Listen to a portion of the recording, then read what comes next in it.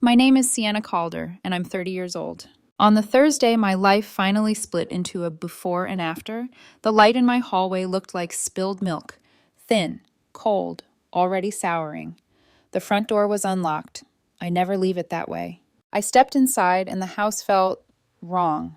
The air had that strange, stirred up quality, like someone had just opened a window in a room you keep shut. There were voices in my living room, my mother's soft, reasonable tone, and a man's voice I knew the way you know the sound of your own name being called in a crowd. I turned the corner. My mother was on my sofa, ankles crossed, sipping tea, like this was a peace summit she'd personally arranged. And by my bookshelf, touching the frames I'd dusted that morning, with the mindless tenderness you reserve for things that hold your life, stood Rylan Hammond, the man a judge had ordered to stay 500 feet away from me, the man I'd wished would become a ghost. "Mom," I said, and my voice came out flat, like a photograph under glass. "Why is he in my house?" "Sweetheart," she said, eyes bright with the kind of optimism that makes your stomach drop. "Just hear him out. You two need to talk." Rylan smiled, and even the smile sounded like footsteps behind me. "Sienna, thank you for letting me." "I have a restraining order," I said, the words sharp enough to cut my tongue. "How did he get in here?" "I gave him my spare key," my mother replied, casual as weather. "You weren't answering your phone. He only wants to apologize." I stared at her. It felt like staring at a stranger wearing her face. "You gave my stalker a key to my house." Ryland's eyes shifted, hurt, then wounded, then something territorial. I stepped back until my calves met the console table. I could feel the edge bite. My phone was already in my hand because I'd walked in ready to dial 911 for a burglary. I hadn't imagined I'd need it for this. The moment folded in on itself, and I could hear the dishwasher chuffing, the clock tapping each second onto my nerves. Somewhere outside, a dog barked.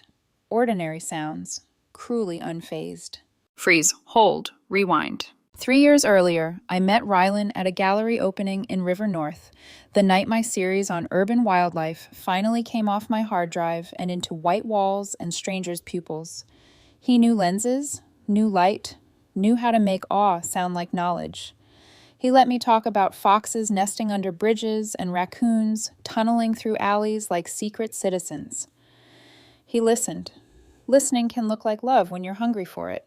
We had coffee, a few dates. He was charming in that deliberate way some men have, where everything lands like it's been rehearsed, but you tell yourself everyone rehearses to be seen. It wasn't until week 3 that the charm congealed into vigilance. The texts multiplied, dozens a day that said, "Are you safe? Where are you? Who's there?" The questions wore "I care about you" like a mask. At first I called it devotion. Then he started appearing in places I hadn't posted yet, on the shoulder of a gravel road 2 hours south, near a trailhead where I'd planned to photograph a heron rookery at dawn. "Just hiking," he'd say, casual, like coincidence had a key to my itinerary. By week 6, my yes ended. "Rylan, I need space," I told him on a park bench that had seen more breakups than a therapist's couch. "I'm done." "You don't mean that," he said. His voice had 2 layers, pleading on top, anger underneath, like a river running under thin ice. "I do. Please don't contact me again." He contacted me again. The gifts started. Flowers like apologies, expensive gear like debt disguised as generosity, framed photos of us from a 6-week story he told himself was epic. My stomach circled the drain every time something leaned against my door. He found new numbers when I blocked the old. Emails multiplied like gnats. "Narrative control," my best friend Natalie said, shoving red curry across my table as if feeding me could build a wall. "He wants to write the story where you come back because he never stopped. Start documenting. Every time, every gift, every coincidence. We go to the police." Documenting was a language I spoke. I logged texts, dates, flowers, boxes, sightings, timestamps like tracks in mud. I filed. I testified. In court, he brought printouts of my social posts and a lawyer who called it love. Andrea Park, my lawyer, called it stalking. The judge called it a restraining order. For 2 months, silence. I learned how to unclench my jaw at stoplights. I took freelance assignments that required hours of quiet with birds who minded their nests better than some people mind their boundaries. I started seeing Ethan Ward, a portrait photographer who understood that curiosity without consent is just surveillance with better lighting. We took walks where my phone felt like a phone instead of a panic button. And then my mother found out about the order. Extreme, she said, lips pinched, voice coated in that sugar that cavities love. Couldn't you just talk to him? I did, I told her. I said no. She sighed like I'd missed a simple step.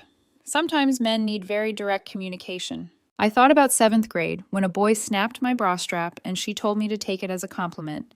About the manager who made comments about my body and she said I was being sensitive. Her theology had only one commandment: forgive the man first. Figure out the woman's safety later, if ever. I shouldn't have forgotten she still had my spare key. Play. Return to the living room. My mother set her teacup down as if delicate things deserved care.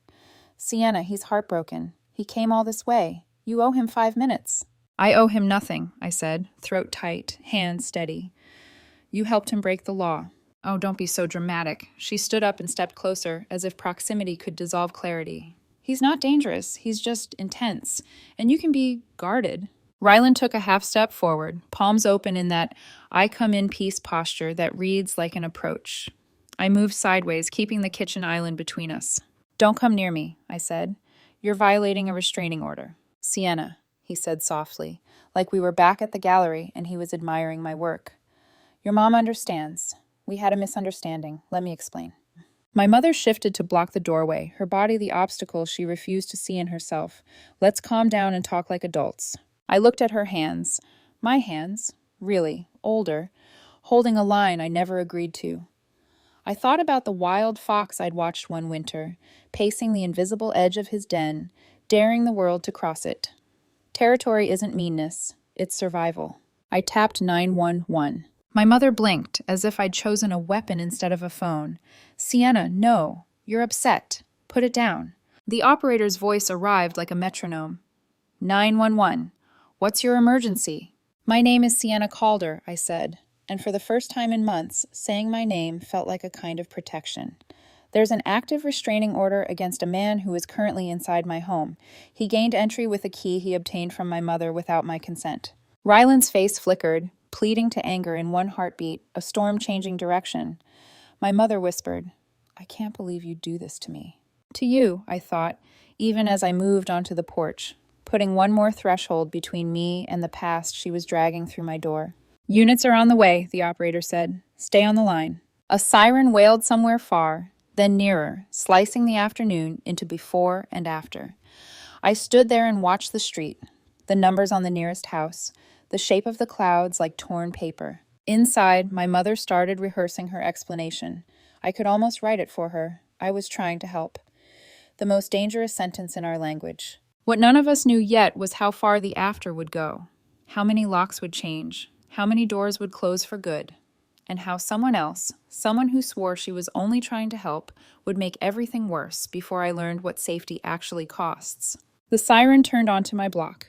By the time the police cruiser rolled up to the curb, my mother's hands were trembling, not from guilt, but from disbelief that her good intentions had somehow invited blue lights and uniforms into her afternoon tea. 2 officers stepped out, Sergeant Hayes and Officer Rodriguez. Their presence felt like oxygen finally entering a room that had been suffocating for years. Ryland froze near the bookshelf, that curated expression of regret glued to his face. Ma'am, Sergeant Hayes addressed my mother first. Did you provide this man with access to your daughter's home? She blinked, confused. Well, yes, but only so they could talk. Are you aware there's an active restraining order preventing him from having contact with your daughter? She hesitated. Well, yes, but that seemed like an overreaction. They just needed to communicate. You helped someone violate a restraining order, Hayes said evenly. That's a crime, ma'am. My mother's face collapsed into something between shock and personal betrayal. A crime? I was trying to help them reconcile. By breaking the law, Officer Rodriguez replied flatly. They moved toward Ryland first. He went without resistance, his voice soft and wounded, as if rehearsing for sympathy. Sienna, I just wanted to say I'm sorry. Don't talk to her, Hayes snapped, escorting him out. Ryland's eyes met mine for a moment, and I saw it. That flash of blame that always follows a narcissist's failed performance. The look that says you ruined the story I wanted to tell. When they placed him in the squad car, my mother's voice rose, trembling. You can't arrest him. He didn't do anything violent. Hayes turned to her. The order exists so it doesn't get violent. They took her in for questioning next. Not handcuffed, just guided, but the sight still rooted itself in my chest. Watching my mother sit in the back of a police car, looking at me like I had betrayed her, was the most surreal moment of my life. She mouthed something through the window. "I can't believe you're doing this to your own mother." The words hit me harder than any threat Rylan ever made, because they were familiar, because she meant them. That night, I stayed with Natalie. She was waiting when I arrived, arms open, eyes sharp with fury that wasn't even hers to carry. "She gave him your key?" she asked, disbelief sharpening every syllable. "Yeah," I whispered. "My mother handed my stalker a key to my house, and she still doesn't think she did anything wrong." "She could have gotten you killed, Sienna." I didn't answer. I was still trying to process that my safe place, my quiet, plant-filled, photograph-lined home, had become a crime scene wrapped in betrayal. Natalie made tea because that's what friends do when they can't fix the wound. Steam fogged her glasses. "You're staying here tonight. No arguments." I didn't argue. The next morning, Ethan showed up at Natalie's apartment before I even texted him. He had a small toolkit in one hand, a look of quiet determination in the other. "We're changing your locks," he said simply. He didn't ask for details, didn't tell me to calm down, just drove me home, checked every room, replaced every screw in every lock. He moved methodically, like he understood that safety isn't a feeling, it's something you build. When I told him what my mother had done, he froze halfway through tightening a hinge. What? She said she wanted us to talk things out. Ethan put the screwdriver down. "That's not just reckless, that's insane. She put you in danger." "She doesn't see it that way." He looked at me then, something fierce in his eyes. Not anger exactly, but the kind of clarity you only get after watching someone you love almost lose themselves to another person's blindness. "Then stop trying to make her see," he said. "She doesn't want to." 2 days later, the police called. Rylan was charged with violating the restraining order. My mother was cited for aiding the violation. She was released that same afternoon, and the first thing she did was call me. I shouldn't have answered. "Do you have any idea how humiliating this was for me?" she snapped before I could speak. "Getting fingerprinted like some kind of criminal?" "You committed a crime, Mom," I said quietly. "You helped a man under a restraining order enter my house. I was trying to help fix things between you two. He's a good man who made a mistake." "His mistake was stalking me." "Oh, you and your rules and paperwork," she sighed, dismissive as ever. "Sometimes you have to look past all that and see the human being underneath." "The human being underneath," I said slowly, "terrified me for months. He followed me everywhere, and you gave him the one thing he couldn't get himself, access to my home." Her voice sharpened. "That's very hurtful, Sienna. I'm your mother. You should be thanking me for trying." Something inside me snapped so cleanly it was almost quiet. "Mothers protect their children," I said. "They don't give stalkers keys to their houses. Lose my number." I hung up, blocked her. She called from new numbers, sent messages through cousins, left voicemails I never listened to. And for the first time, the silence that followed didn't feel empty. It felt earned. Months passed. The court sentenced Rylan to 6 months in county jail for the violation. My mother was assigned 200 hours of community service and a fine, though you'd never know it from her tone when she told the family. "She's exaggerating," she said in a group chat I wasn't in but later saw screenshots of. "The police overreacted. I was only trying to mediate." The family fracture came fast. Half said I was cruel, that family should forgive family. The other half, led by my Aunt Rachel, said, "Your mother has always confused peacekeeping with parenting." Rachel called me one night. "Sweetheart, she's been doing this your whole life, taking the side of whoever's loudest, not whoever's right.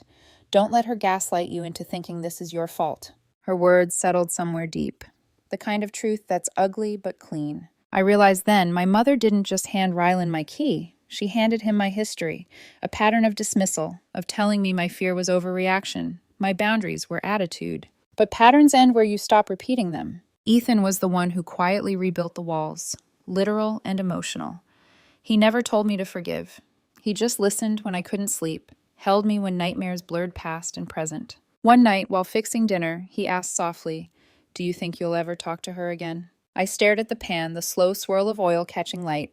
"I don't think she's capable of understanding what she did." "Then you don't owe her an audience," he said. Simple, true. A week later, I stood in my studio, sorting through prints for my next gallery show. Wildlife again. Boundaries and nests and territories. Every image suddenly felt personal. That's when I noticed something small but wrong. A message on my business page from an unfamiliar account with only one follower. Your mother says she misses you. She just wants to talk. The account's name froze me. Claire Photography, Ethan's ex-girlfriend. We'd never spoken, but she had been following my page for months. The unease that crawled up my spine felt achingly familiar. Some people never learn what boundaries mean until you make them. And this time, I wasn't going to wait for permission to protect myself. The message sat there, pulsing on my screen like a small, bright wound. Your mother says she misses you. She just wants to talk. I read it 3 times. The profile picture showed a sunset over a lake. Generic, harmless, like someone trying too hard to look ordinary. But the username, Claire Photography, wasn't too random. Claire had been Ethan's ex-girlfriend, another photographer, one he'd dated for nearly 2 years before me. Ethan had mentioned her once in passing, saying they'd ended on different wavelengths. Nothing bitter, nothing messy. Now here she was, orbiting my life through a message about my mother. I took a screenshot and showed Ethan that evening. His reaction wasn't anger at first, it was disbelief. Claire, are you sure? I'm sure, I said, sliding him my phone. She messaged my professional page. How would she even know about my mom? He frowned, scrolling. She must still be in touch with my aunt. They were close. And your aunt's still connected to my mother's side of the family, I finished quietly. That's how she got my page. The line between coincidence and conspiracy thinned until it snapped. Ethan ran a hand through his hair. Sienna, I swear I had nothing to do with this. Claire must have thought she was helping. I almost laughed. That word again, helping. It was poison wrapped in good intentions. The next morning, I blocked the account and locked down my socials. No tags, no public check-ins, no more open comments. Safety and silence. But it wasn't enough to erase the feeling that someone was still watching, waiting for me to soften. 2 weeks later, my Aunt Rachel called again. Your mother's been trying to get your new address, she said flatly. She asked your cousin Ben, said she just wanted to send a letter. My chest tightened. Did he give it to her? No, but he told someone else at a family barbecue. A woman named Claire was there. She claimed she knew Ethan. Sweet, polite, just curious about how you were doing. There it was, the leak. Rachel sighed. Honey, she's been networking through pity. People think they're helping mend fences. They don't see they're handing her rope. I pressed my palm to my temple. The dizziness wasn't just fear, it was exhaustion. I can't keep doing this, Aunt Rachel. Every time I draw a line, someone volunteers to cross it for me. That's because they mistake guilt for goodness, she said softly. Don't let them drag you back into it. Meanwhile, the legal process churned forward. Rylan remained in jail. My restraining order was extended by 5 years.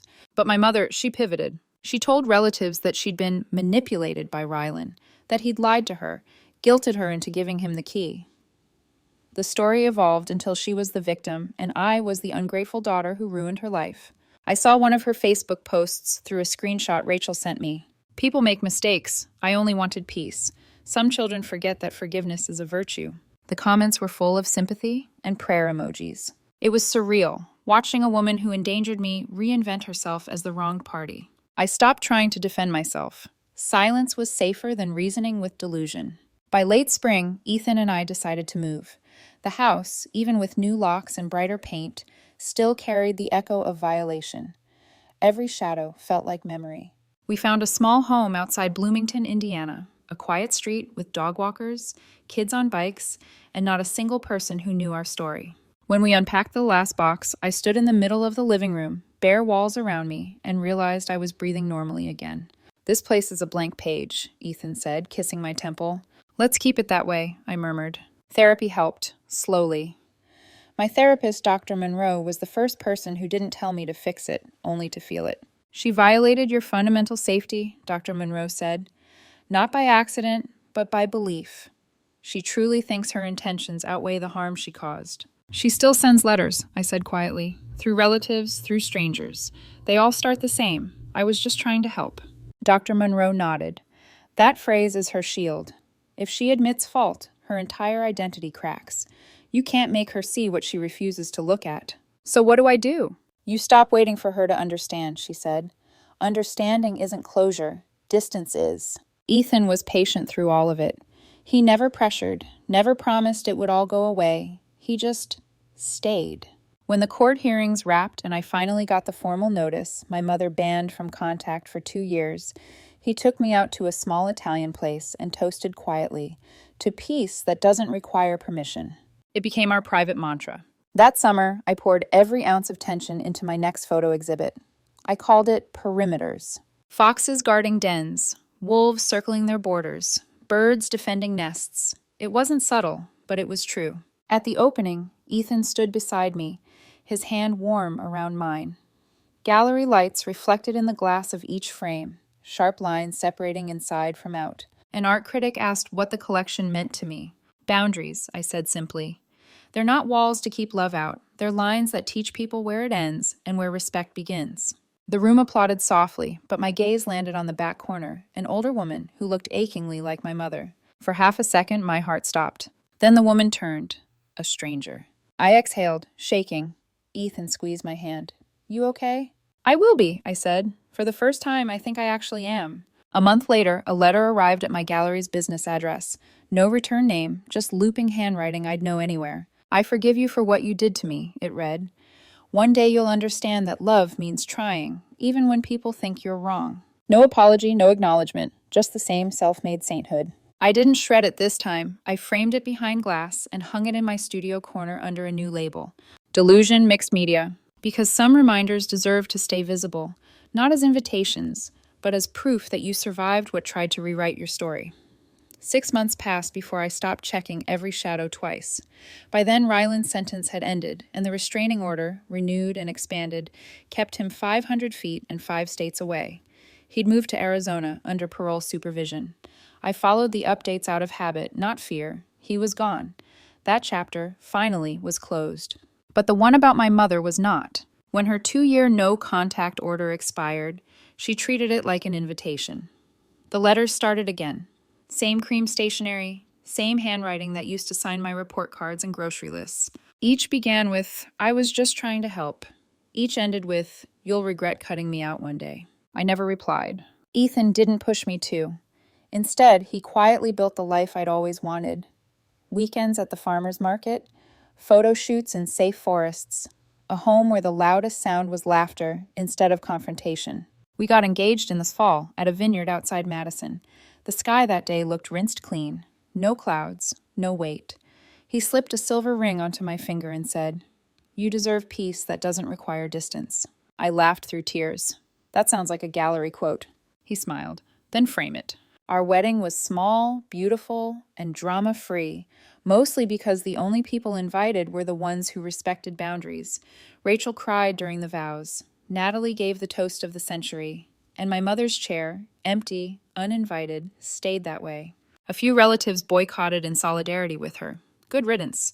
I'd learned that blood doesn't make family. Behavior does. Months later, I discovered one more twist, one last thread in the tangle my mother had created. I received a notice from my web hosting service, an attempted login from an unrecognized device, IP address traced to Phoenix. That shouldn't have meant anything until I saw the email it targeted. Not my professional account, my personal one. The same address my mother used to send her letters. My pulse went cold. I checked the sender history. The last person she'd forwarded an email to, months earlier, was someone named Claire. I stared at the screen. Claire again. The pattern clicked into horrifying clarity. My mother had contacted Ethan's ex-girlfriend behind our backs, pretending to seek reconciliation advice. Claire, too eager to play peacemaker, had become her newest messenger. When I confronted Ethan that night, he looked sick. She must have gotten my old address book, he said. She probably thought she was helping. That word again. Always that word. Helping, I repeated. Do you realize how much damage people justify with that word? He reached for me, guilt heavy in his eyes. Sienna, I didn't know. I know, I said softly. But it's not just about her, it's about boundaries. They don't stay broken, they spread. We reported the breach. Nothing serious came of it legally. It was brushed off as a misguided outreach. But for me, it was another reminder. Violation doesn't always roar.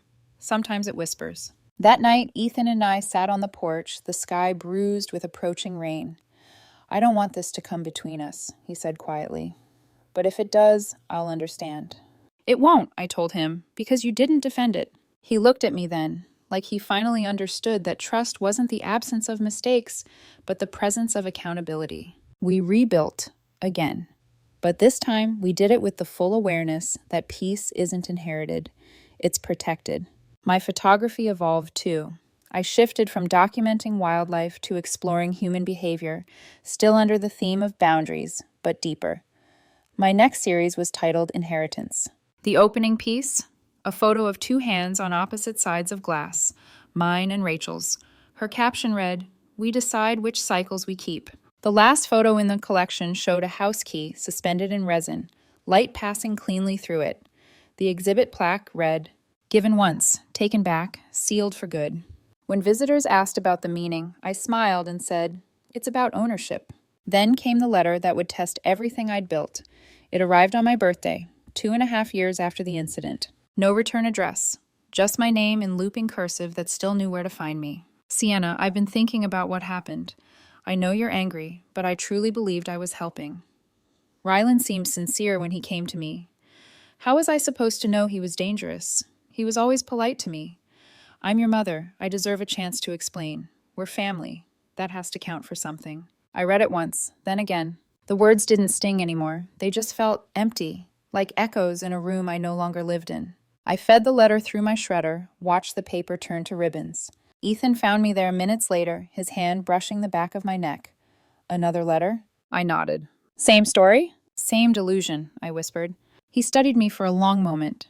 "Do you think she'll ever see it?" I thought about that, about the hundreds of justifications, the decades of selective blindness, the way she wrapped harm in soft words until it looked like love. "No," I said finally, "and I don't need her to." He kissed my forehead. "Then you've already won." That night, I framed one of my own photographs above my desk. A mother hawk and her fledgling perched on opposite branches, wings half open, distance between them wide but deliberate. Below it, I wrote a line that would become my next exhibit's title: "Some bonds break, so we can breathe." I wasn't angry anymore. I wasn't even sad. I was free. A year later, I'd almost forgotten the sound of her handwriting. Our lives had filled with quieter things. Mornings that began with coffee and ended with sunlight on the kitchen floor, road trips to hidden state parks, nights editing photos side by side until the room blurred into comfort. I was 32 when the past finally tried to reach me one last time. It came in the form of a text from my cousin Derek. "Your mom's in the hospital, heart attack, she's asking for you." I stared at the message, waiting for something to rise in me. Guilt, grief, panic, something. But the only thing I felt was tired. I set the phone down on the counter and watched the steam curl off my tea. Ethan noticed the look on my face. "What's wrong?" "Derek says my mom's in the hospital." He paused. "Do you want to go?" I thought about it, really thought, about the years of apologies that weren't apologies, about the safety she'd risked to preserve her illusion of goodness, about how, when everything collapsed, she saw herself as the victim, not the cause. "No," I said finally, "I don't." He nodded once, no judgment in his eyes. "Then you don't have to." "I'll send a message to Derek," I said quietly, something polite. It took me 3 tries to type it. "I hope she recovers, but I won't be visiting. Please don't contact me about this again." Then I hit send. Ethan exhaled slowly, then stepped behind me and wrapped his arms around my shoulders. "You don't owe anyone justification," he said. "I know, I just keep thinking people will see that I'm not cruel." "They won't," he said gently. "People who understand boundaries don't need an explanation. People who don't will never accept one." The next morning, sunlight spilled across our kitchen like forgiveness I didn't ask for. For the first time in a long time, I realized I wasn't waiting for anyone's approval. Not hers, not the family's, not the world's. I'd already built something better, a life that was mine. That evening, Natalie came over for dinner, her laughter filling every corner of the house the way it used to when we were 20 and thought adulthood meant survival alone. She poured wine, studied me across the table, and said, "Do you ever miss her?" I thought about that. "I miss the idea of her," I said. "The version of my mother I thought I had, the one who would have protected me, believed me, chosen me. But that woman never existed. She was always chasing harmony instead of safety." "Do you think you'll ever regret cutting her off?" I looked out the window. The porch light flickered, a moth circling its glow but never quite touching it. "No," I said. "I don't think I will." Natalie nodded, quiet approval in her smile. "Then that's your piece." After she left, I sat in my studio, surrounded by frames from my latest exhibit. Each one was a story about territory, survival, and release. A fox disappearing into the brush, a bird taking flight from a nest it had outgrown, a shadow leaving a doorway, never looking back. I began recording my narration for the upcoming documentary that would accompany the exhibit. My voice came out steady. Sometimes the people who raised us teach us the wrong kind of loyalty. They tell us love means forgiving everything, even danger. They tell us peace is worth any cost, even your safety. But I've learned that real peace isn't found in making others comfortable. It's found in refusing to live afraid. I paused the recording, listening to the silence afterward. Blood doesn't guarantee protection, I continued softly. Family isn't a hall pass for harm. And forgiveness isn't an obligation. It's a choice, one I no longer owe. I stopped the recorder, sat back, let the quiet settle. Weeks later, the documentary premiered at a local film festival. The final shot was of me standing on a forest trail at dawn, camera in hand, light filtering through the trees like the first breath after years underwater. My mother taught me that peace without boundaries isn't peace, it's surrender, and that sometimes the most loving thing you can do for yourself is walk away. The audience sat silent for a moment, then broke into applause. I didn't cry, I just smiled, because I finally understood something. I hadn't just escaped her patterns, I'd rewritten them. After the screening, a young woman approached me. She looked nervous, clutching her bag to her chest. "Your story," she said, voice trembling. It made me realize I'm allowed to say no to my mother too. For a moment, the ache in my chest returned. Not pain, but recognition. The kind that reminds you why you survived. I smiled and said, "Then you're already braver than you think." She walked away lighter, and I stood there watching her go, thinking maybe this was the full circle people talk about. Not reconciliation, but release. That night, Ethan and I drove home under a sky so wide it could hold everything we'd lived through. He reached for my hand and said quietly, "Do you ever wonder how different things could have been if she'd understood you?" "Sometimes," I said. "But then I remember, if she'd understood me, I might never have learned to protect myself." He squeezed my hand. "And that's what makes you unstoppable." I smiled, looking out at the road stretching endlessly ahead. Because for the first time in my life, I wasn't running from the past. I was simply driving toward the future I built myself. If your parent gave your stalker a key to your home, would you ever trust them again? I couldn't. And I've never regretted that choice. Because choosing myself, my safety, my peace, wasn't cruelty. It was survival. And survival, I've learned, is its own kind of love.